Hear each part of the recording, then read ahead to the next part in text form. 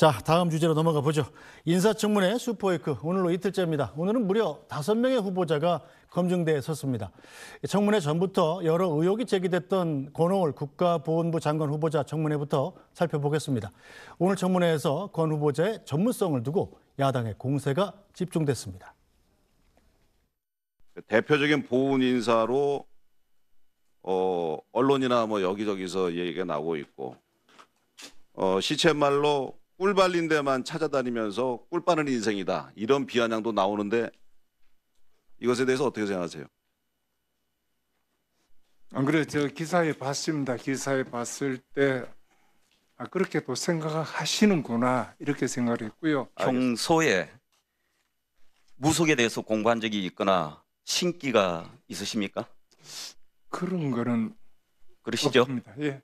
지난 5월 13일 유세 때 후보자께서 뭐라고 이야기하셨냐. 5월 12일 박정희 전 대통령 생가를 방문했다. 그때 대통령 각하 유경수 여사님 이번엔 누구입니까? 물었더니 박정희 대통령께서 이번은 이재명이다. 그렇게 말씀하셨다. 이렇게 대중을 상대로 연설을 하셨습니다. 그래서 영혼까지 끌어들인 보훈부 장관 후보자 아니냐 이런 지적이 있습니다. 또 역대 정부 보훈 수장 가운데 군이나 보훈 유관 경력이 없거나 국가 유공자 가족이 아닌 인사는 권 후보자가 유일하다 이런 지적입니다. 바로 후보자께서 오심으로써 보훈부가 보은부가 되었다 이런 지적을 하는 것입니다. 네, 자 김영남 전 의원님 일단 권오을 후보자에 대해서는 야당의 공격이 아니 도대체 국가유공자 자녀도 아니고 국가유공 관련 경력도 없는데 왜 국가보훈부 장관을 시키느냐 거기에 집중되고 있는 것 같습니다. 그거는 옳은 지적인가요? 저는 그건 전혀 동의하기가 어렵습니다. 그런 식의 논리라면 네. 요새는 명칭이 조금 바뀌었습니다만 예를 들어서 기초생활수급자 경험이 없는 사람은 복지 담당하는 자리에 가면 안 되나요? 그건 동의하기 어렵고 이게 이제 원래 보훈처였다가 지난 윤석열 정부 때 보훈부로 승격되고 그때 박민식 장관이 초대 보훈부 장관에 임명됐습니다만 네. 박민식 당시 장관은 무슨 보훈 관련한 경력이나 무슨 경험이 있었나요? 전혀 기억이 없거든요. 아마 무슨 선대의 국가유공자로서 뭐 그 자녀 혜택을 받은 적은 있는지 모르겠습니다만 그런 혜택을 받은 경험 유무가 보훈부 장관의 자격이 될 수도 없고 돼서도 안 된다고 저는 생각합니다. 네, 저 박영천 단장님 일단 국민의힘 의원들의 공격이 이 권오을 후보자가 국민의힘 전신인 한나라당 삼선 의원 출신이잖아요. 그렇죠. 거기에 대해서 일단 뭐 약간 변절한 거 아니냐 여기에 대한 감정도 좀 있는 것 같아요. 글쎄 뭐 속을 들여다보지 않아서 제가 그렇게까지 말씀드리기는 어렵고요. 권오을 후보자 같은 경우는 어떤 보훈 관련 전문성이나 보훈 관련 상징성은 확실히 없는 게 팩트입니다. 그런데 지금 김영남 의원께서 말씀하신 대로 인사 기준이란 건 한 가지 특정 기준만 있는 것이 아니고 다양한 기준이 포함될 수 있다라는 측면에서 권오을 후보자도 보훈부 장관으로서 물망에 오를 수는 있다.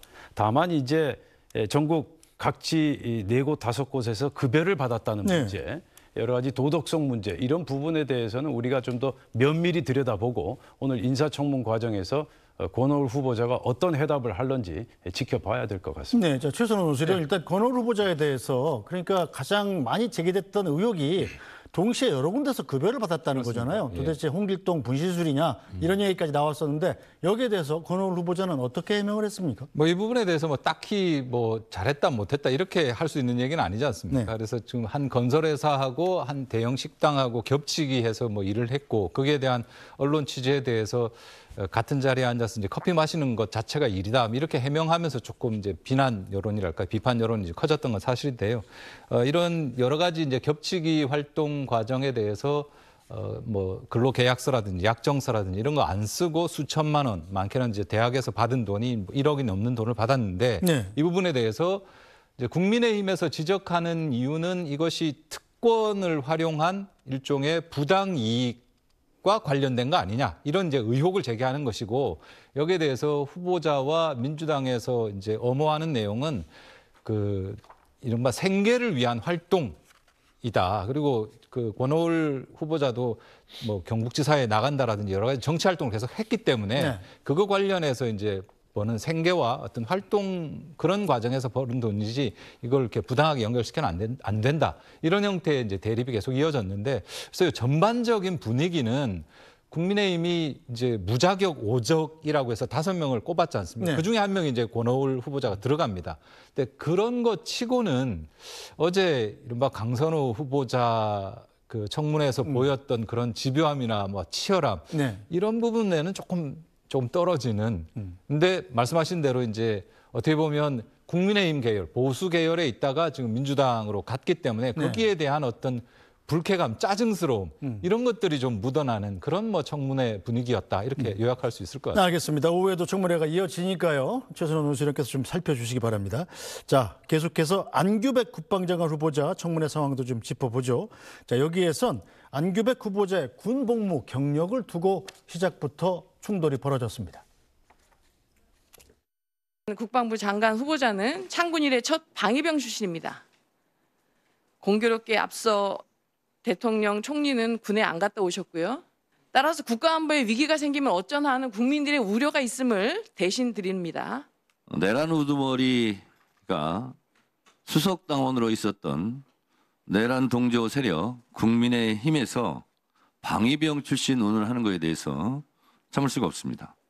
이거는 방위병으로 국가 안보에 충실했던 그분들에 대한 인격 모독이라고 생각하고 이 부분은 사과하시기 바랍니다. 강선영 의원님께서 방위병이라고 얘기를 했다고 해서 절대로 폄하하거나 그런 의도가 아니라는 걸 잘 알지 않습니까?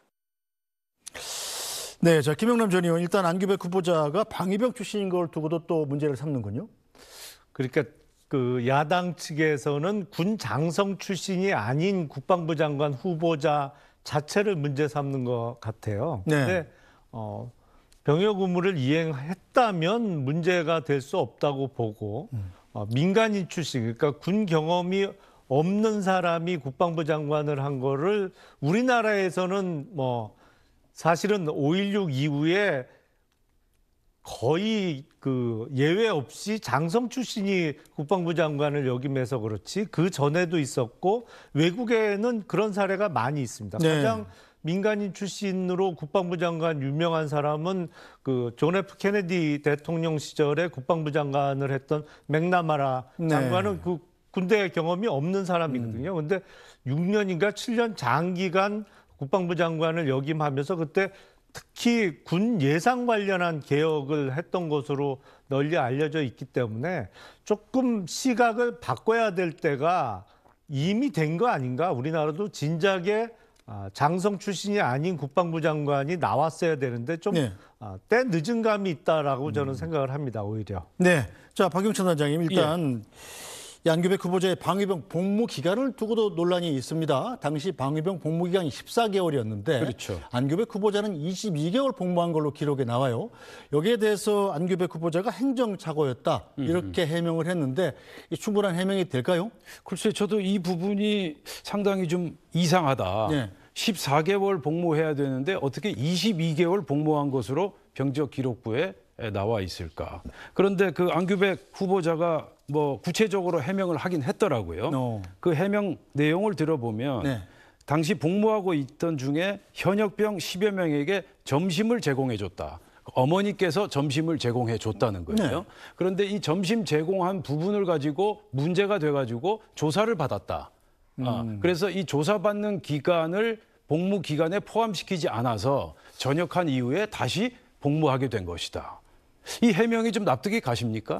잘 안 가는데요. 예, 좀 약간 엽기적이다라는 생각이 들고요. 그래서 이 부분에 대해서 오늘 인사청문회에서 안규백 후보자가 좀 더 추가적인 부가적인 해명과 설명이 있어야 될 것이다. 그래서 지금 저희 당에서 그리고 국민적 시선에서 탈영을 한 것이냐, 아니면 뭐 영창에 들어간 적이 있었던 것이냐, 뭐 이제 이런 갖가지 의혹이 나올 수밖에 없는 그러한 지금 상황이라는 점. 따라서 이 부분에 대해서 안규백 후보자가 명쾌하게 해명해야 된다. 다른 사람도 아니고 지금 국방부 장관이 되고자 하는 자기 그렇죠? 때문에 과거 군 경력이나 병력에 대해서는 정확하게 해명해야 된다고 저는 생각합니다. 알겠습니다. 자, 최선호 논술위원. 예.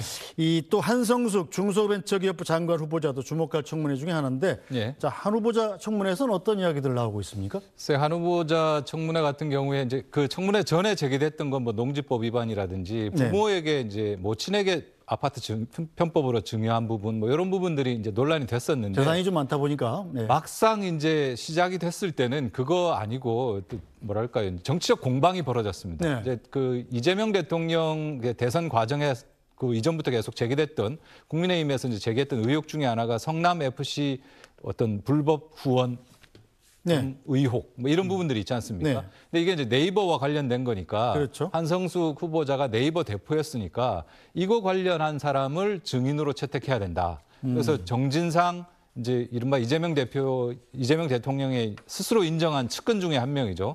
정진상 당시 이제 대표실 정무조정실장이죠.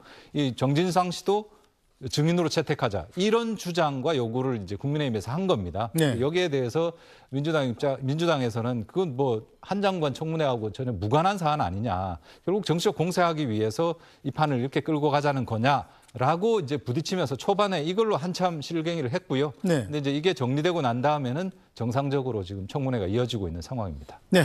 근데 제가 알기로도 그 네이버에서 성남 FC 후원했던 때는 한성숙 후보자가 대표이사가 되기 전, 그전 다른 사람이 전임자가 대표를 할 때 있었던 네. 일이거든요. 네. 그러니까 그건 한성숙 후보자 청문회에서 무슨 증인 채택을 하고 말고 할 일은 전혀 아닌 것 같은데. 네. 참고로 어제 네. 청문회에서 가장 뜨거웠던 데가 느닷없이 과방위가 뜨거웠어요. 이제 배경은 네. 그 산자부자 이제 과기정통부 장관 후보자의 청문회를 하는데 별로 주목을 안 했거든요. 근데 그렇죠. 갑자기 시작부터서 과방위가 원래 또 많이 싸우지 않습니까? 네. 그래서 이 뭐 최민희 독재 아웃 그리고 뭐 이재명은 협치하라 이런 이제 손팻말을 들고 국민의힘 의원들이 나서는 바람에 손팻말을 치워라, 못 치운다, 뭐 이러면서 이제 질서유지권 발동해서 국회 경위들이 가서 그 손팻말을 치우고 이러면서 그랬었죠? 엄청나게 그 뜨거웠습니다. 네. 그런데 정작 오늘 오전에 제일 먼저 청문 보고서 채택한 데가 배경훈 후보자입니다. 그러니까 이게 이제 여야가 싸우는 거하고 네. 사실 후보자 검증이라는 문제가 꼭 같이 가는 건 지금 아닌 것 같은 상황입니다. 그렇군요.